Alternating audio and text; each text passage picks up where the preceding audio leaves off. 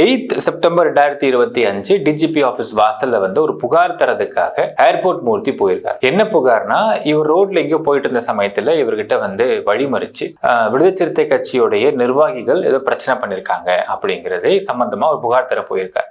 இப்படி புகார் தர போனவரை புகார் கொடுத்துட்டு வெளிவரும் பொழுது விடுதலை சிறுத்தை கட்சியுடைய அங்க உறுப்பினர்கள் தொண்டர்கள் ஒரு சில ஆட்கள்லாம் போய் அவரை வழிமறிச்சு அவர் அடிக்கிறாங்க.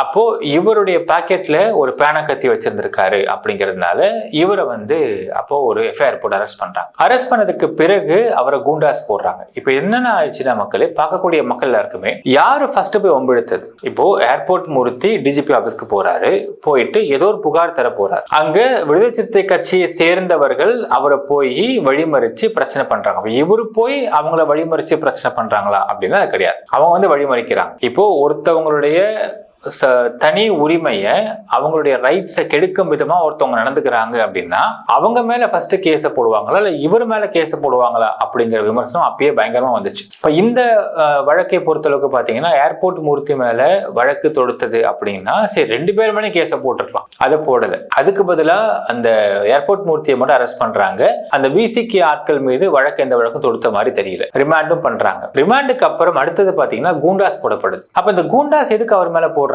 இது என்ன மாதிரியான ஒரு பிரச்சனைக்கு இதை வந்து கூண்டாஸ் போட்டாங்க இவர் மேல அப்படிங்கிற ஒரு விமர்சனம் அப்பயே வந்தது மக்களே. அப்ப என்னன்னா, இதை விசாரிக்கும் பொழுது என்ன ஒரு தகவல் கிடைச்சதுன்னா,